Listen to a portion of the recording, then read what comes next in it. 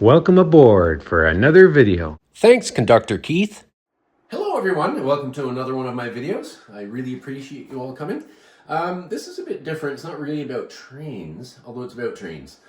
It's about my mortar cannon down there. Drew Steele has asked me if I would do a video specifically showing how I load it and operate this little cannon. You might have seen it in a past video in a short. Why don't we get to it? As you can see here, we have our flat car. This is a Swift 16 resin wagon from the United Kingdom. Now, I'll just put up a picture of what inspired this originally.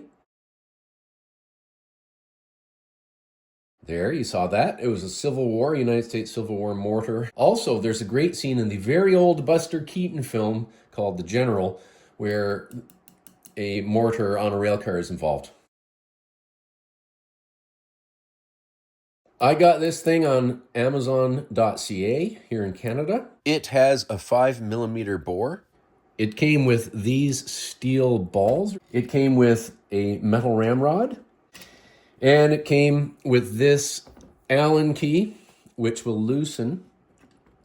You can loosen one side or the other and then elevate or depress the gun, okay? This is the back of an old VCR that I've used for various things, so I reshaped it numerous times. I already had holes cut in the side of this flat car so I could use tie downs, but here I took this piece of metal from the back of an old VCR and I cut and bent a little bit to line up with the holes, and it press fits down nice in there. Now, I used 20 gauge wire, I think. I can't remember. Drilled little holes in here, and this is wired on. Let's just see if I can show you a little more up close. You can see where it's wired on to the piece of steel. And just to dress it a bit, this is my brother-in-law, Eric, who voices Eric the Wizard. That's this guy right there. Eric came up with this. You know, he goes to garage sales and stuff. And this is a cheap thing, shiny plastic. So what I did was I sprayed it with a dull coat. I put a magnet there, and I can mount it anywhere I want with the magnet on top of the steel there. It's just to act as a limber for the gun. Now, this is not the container the black powder came in. This is a container that CCI percussion caps came in. But this is some black powder I put in there. So I've got my black powder. That's great. This operates on black powder. So how did I measure how much to put in here? This thing came with no instructions, which is a pain in the butt. So I just kind of practiced offline before I made my first video. I put little bits of black powder in, touched the touch hole, whoosh, just to see what's what. And I came to the determination that a pretty much perfect amount is what I can put in with a empty shell of a 22 caliber short. Here is a 22 caliber short. It's already been fired, as you can see.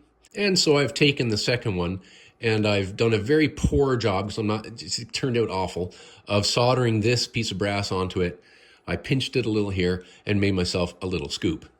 So essentially, I take the scoop one full one of these, elevate the gun, carefully pour it in there. Then I take a little more, put it down in the touch hole, and I would light this. In the 2 videos up I have previous to this one, light this piece of bamboo skewer and just in the background, just touch the touch hole and whoosh. I've never live fired this thing yet, so today we're going to, just to see what will happen. However, as you can imagine, the skewer touch hole thing is a bit of a pain in the butt.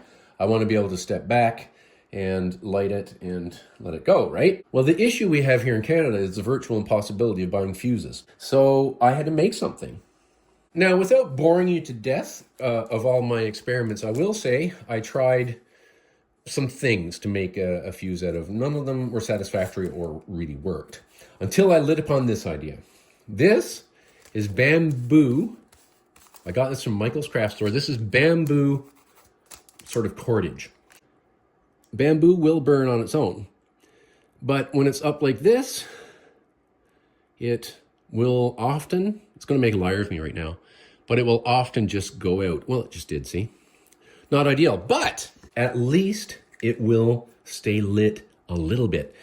I was using cotton, I used wool. In my formula that I'm about to tell you, I couldn't get the cotton and the wool to reliably work because as soon as a bit of my fuse material went out on it, it just stopped. This, though, doesn't.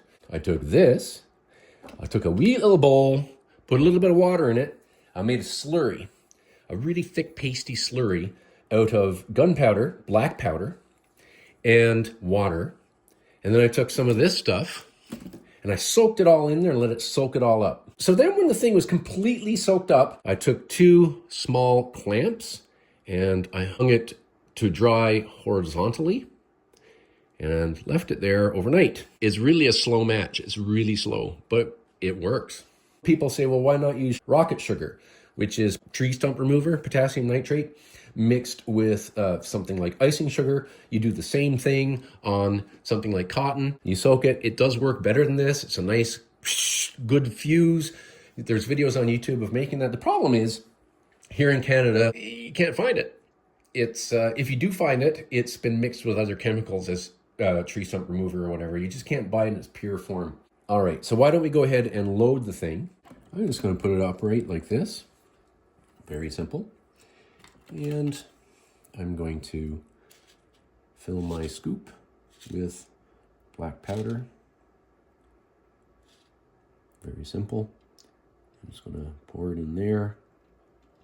That was easy, no problem. Then, of course, I would put the wadding and, just press it down tight. You should not have gaps. When you're using black powder, you don't want a gap. It needs to be pressed tight, not like modern smokeless powder. Okay, so let's just put that down. Like I said, I was using this to touch the hole. So why don't we just do that now? Just show you that. This is the trickier part without making a mess. Is to put some black powder there. And we're going to take everything that's explosive away, of course.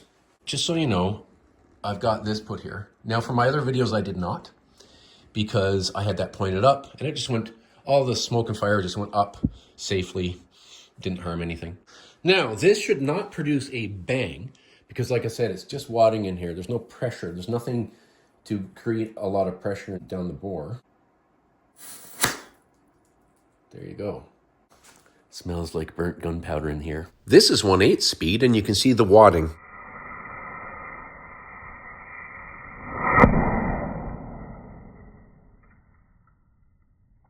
As you can see, this is dirty from where we had that out like that. And, I can use cotton balls, I can use Q-tips, whatever, to clean out the bore, which I'll do after.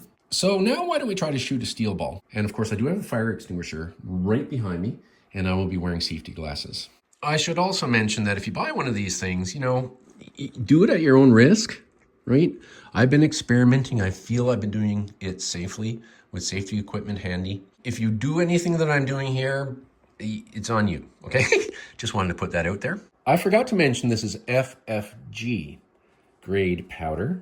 It's very fine. I think they just cheaply got whatever ball bearings were the next size that fit.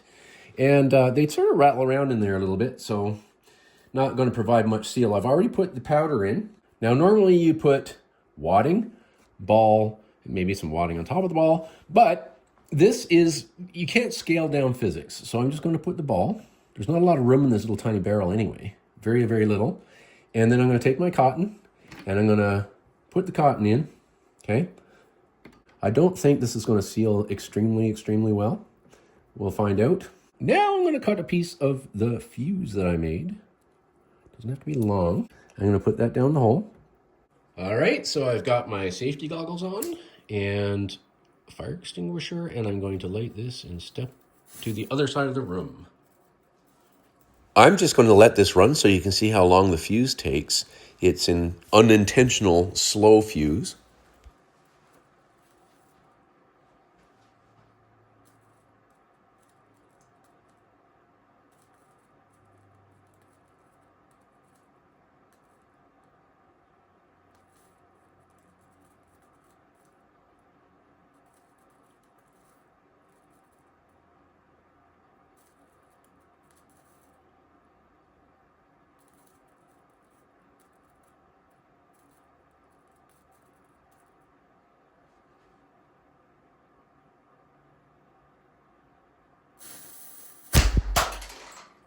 Now again, here it is at 1/8 speed. You can see the wadding again.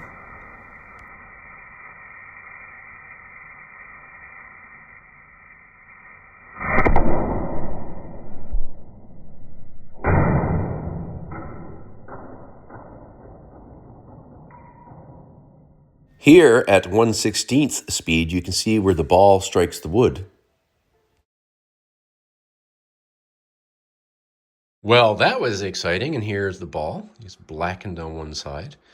It traveled there, went over here somewhere, and I just found it down there. Just for comparison's sake, this pellet, that one you see sticking out, was shot at 350 feet per second and is stuck in this hardwood piece of plywood. This is a dent right there from the round ball. So, you know, it's not traveling very fast. It's a short barrel on this thing anyway, tiny little barrel. Well, now that the experimentation is over, I guess it's time to leave.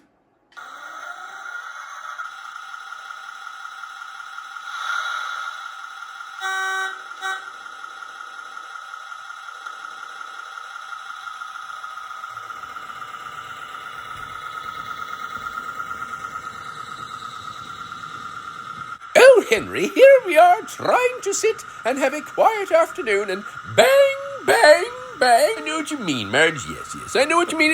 It's been awfully noisy. Oh, and here comes the blessed thing.